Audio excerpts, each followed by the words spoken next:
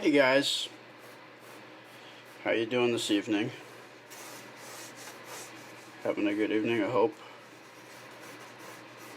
I am. I just finished dissecting an owl pellet with my daughter. Ugh. When I was a little kid, I used to go on nature walks and we'd find these things, and they're like they're like little cat fur balls, but they're from owls, and you open them up and they've got little bones and stuff of all the little rodents and birds and varmints that they eat. But speaking of fur balls, I wanted to tell you the story of the very first cat that I ever met. And as a lot of you know, if you know me, I've worked with dogs professionally for a number of years, and I love dogs. But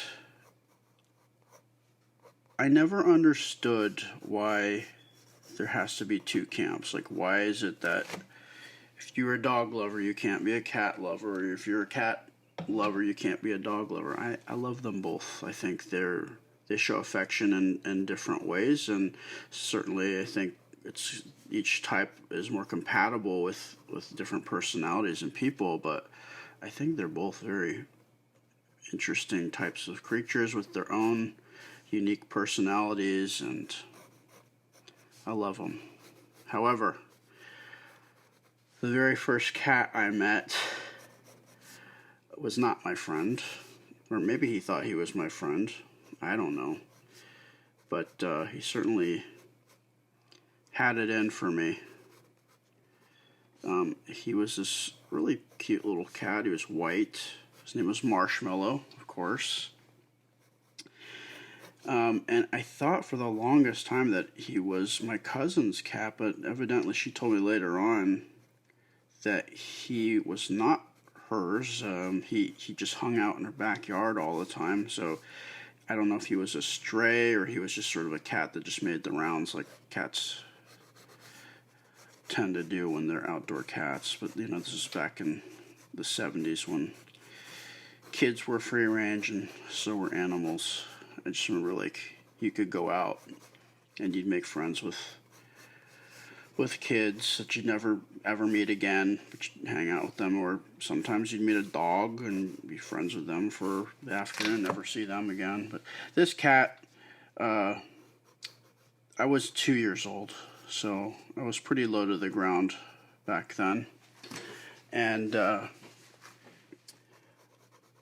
I would always, whenever my mom would visit my aunt and my cousin, there was this long walkway to their house from where they're parked, and I would always be excited to see my aunt, my cousin, my uncle, and I would just run down this walkway. But there was the cat, Marshmallow. He would always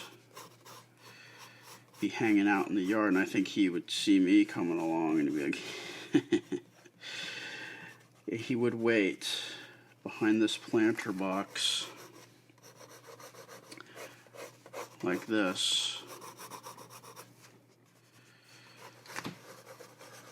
and he would just sit there waiting for me. Guess he would hear me talking or my little feet running down the pathway,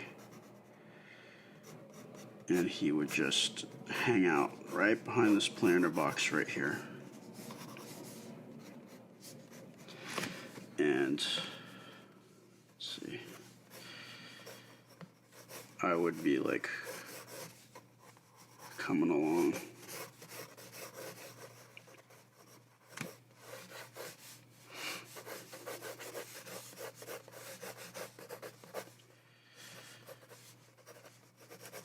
I would be coming along down here. Still a happy-go-lucky, just little kid. Blissfully unaware.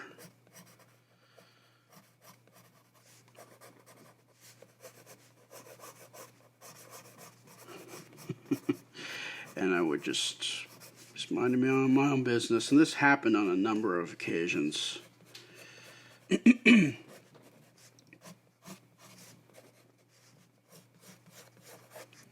the 70s, so I had a little bowl cut, you know, because all little kids have bowl cuts.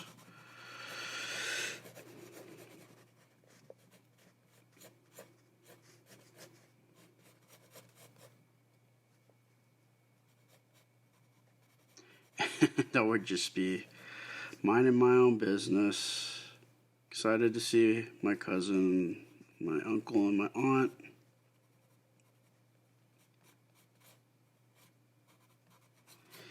And just as I would walk by, Marshmallow would pounce, and he would lunge out, and he would just hang off the front or the back of my overalls, because it was the 70s, and you know, little kids wore overalls, and he would just hang there as I scream and run down the pathway to the front door, and then he would take off. But that was like the best thing for him. Like, it was one of his most favorite pastimes, was just to ambush me and hang off of my clothes and then run off before he got in trouble. So that was what happened. That was what he would do. He's real friendly guy. But you know, I've since met many cats, and I have loved them. I've never had any real traumatic experiences like that. And I'm surprised, because I've met like cats later on when I was a kid, and I wasn't so traumatized that I didn't give the other cats a chance. I always gave the other cats a chance, and the ones that weren't scared I would befriend. But not Marshmallow. I asked my cousin what happened to him, and she said, you know, he just stopped coming around one day. Never saw him again, so hopefully he didn't, he just moved away. But that was my first experience with cats. I don't know. Have any of you ever had that happen to you, or knew of a cat that would do that to little toddlers? Actually, he should probably have bigger eyes, right? Because don't cats, when they're about to attack, they get kind of like the big black, their eyes dilate because they're ready to attack.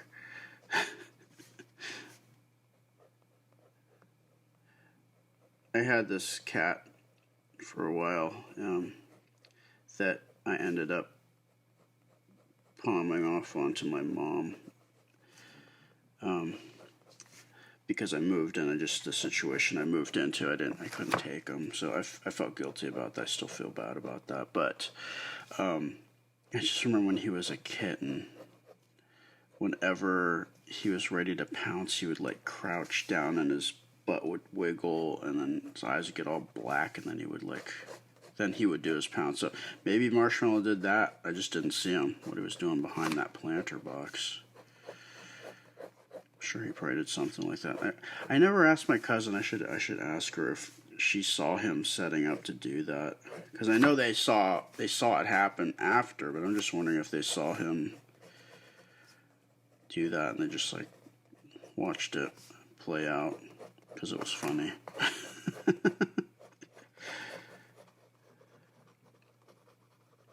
But I taught my cat, the one I was telling you that would wind up to pounce. I taught him how to open doors, the little, like, the latch kind, not the handle one. And he would also retrieve he had these little soccer ball toys, but he would go fetch them like a little dog. Again, this is not Marshmallow. This is my cat that I had for a number of years. But yeah, most cats that I've met, if they're not like scared of people, they're friendly, and even the ones that are initially scared, they'll eventually, hopefully, usually will warm up. And I think the thing about like what I've noticed about dog, like quote unquote dog people, is that don't like cats is they like to like just kind of bum rush dogs. And some dogs don't even like that, but I think they're more willing to do that than cats. Cats want to make friends with you, but they do it on their terms. So if you just sort of wait for them, then curiosity will usually win, and they'll come over and they'll want to check you out. But then there's those cats that your friends have, or they've told you that they have a cat and you've never seen the cat. I mean, you see their food bowl, but you never see them because they want nothing to do with any strange people coming over to their house. And I don't blame them. Sometimes I feel that way. Just don't want to meet anybody coming over. But yeah. But yeah, I love cats. The one cat that I'm really I'm sad that I didn't get to meet was my wife's cat, Mimi, whom I met like over Zoom, and I called her name, and she looked around like, where's that voice coming from? But I never got to meet her in person, and she seemed like a real sweet little kitty cat. And evidently she was super friendly too.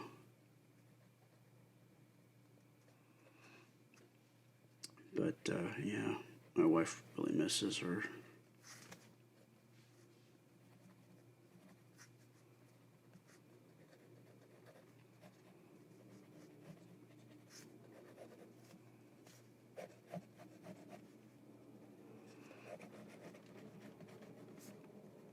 But the other thing that's cool about cats is a lot of them live like super long, and when you have like a pet who's like your buddy, it's cool if they can be with you for many years. I guess that's kind of one of the other benefits of having like a little dog, is they tend to live longer than the bigger dogs.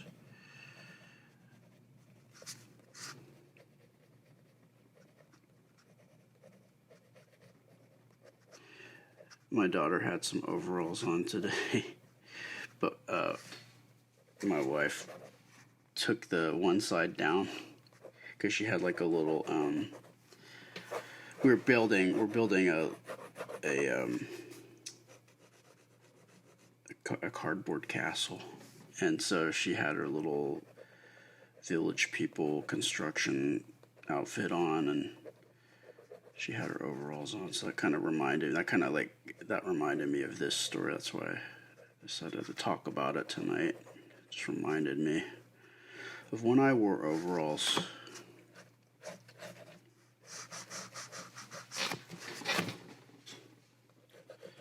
But we are one cool thing that happened today was we finally got my page to add the follow button, which was really like hampering its growth because there was no call to action, nothing to say, hey, follow button. And so even people that were watching, they never saw, there was nothing for them to do in order to add. So like my page was stalling out in its growth. But we got it to go today, so that's really awesome. And so we're at about 9,500 followers now. So what I was thinking was whenever I hit 10,000, which seems like it's coming up fairly soon, I'm gonna do something special for you guys. that I will reveal once that happens. So be on the lookout for that, and thank anybody who sees that follow button and presses that. That's definitely helping me, and it's gonna be cool because I'm gonna do a thank you for you guys because I really appreciate it. I appreciate all the follows. Like I say, I like the likes, but I love the follows.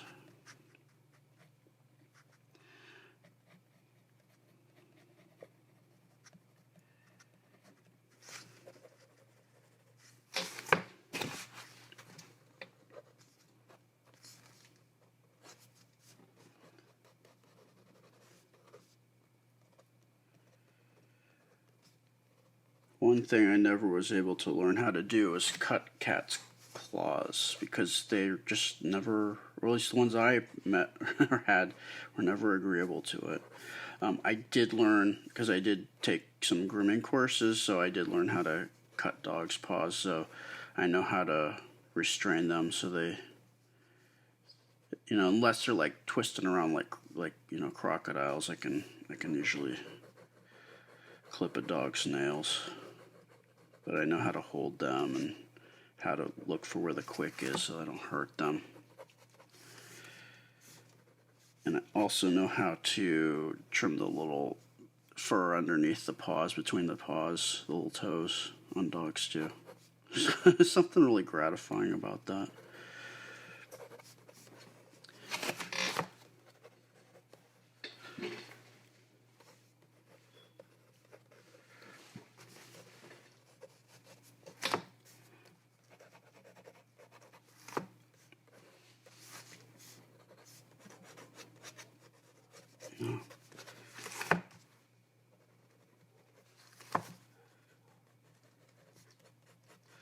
Just so you guys know,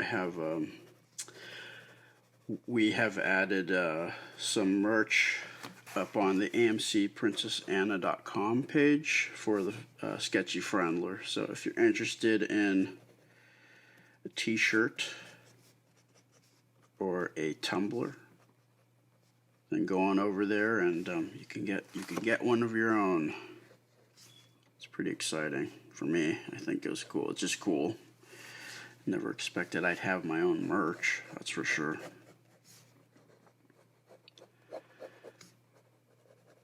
And